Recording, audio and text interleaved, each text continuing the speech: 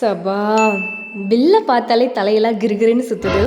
இந்த மந்த் கொஞ்சம் எக்ஸ்ட்ராவாக திங்ஸ் வாங்கிட்டோம்னு நினைக்கிறேன். But it's okay. Hi friends, this is Pratibha.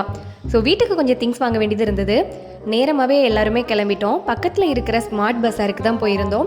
உள்ளே போய் எந்த திங்ஸை எடுக்கிறது எதை வைக்கிறது அப்படின்னே தெரில. ஸோ வீட்டுக்கு என்னென்ன தேவைப்படுதோ அதெல்லாம் எடுத்து போட்டுகிட்டே இருந்தோம். அதுக்கு முன்னாடி 2 பேர் பண்ணுற அழிச்சாட்டியத்தை பாருங்களேன். உள்ளே ஏறி உட்காந்துட்டு இறங்கவே மாட்டேன்னு ஒரே அழுக.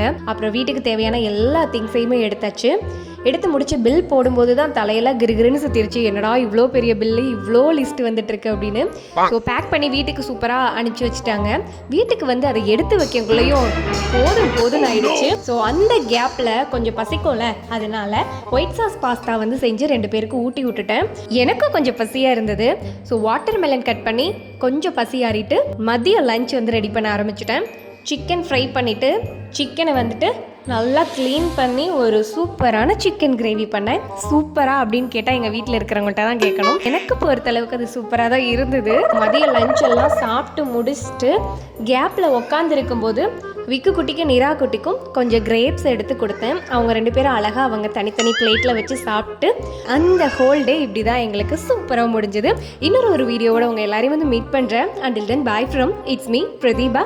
பாய்.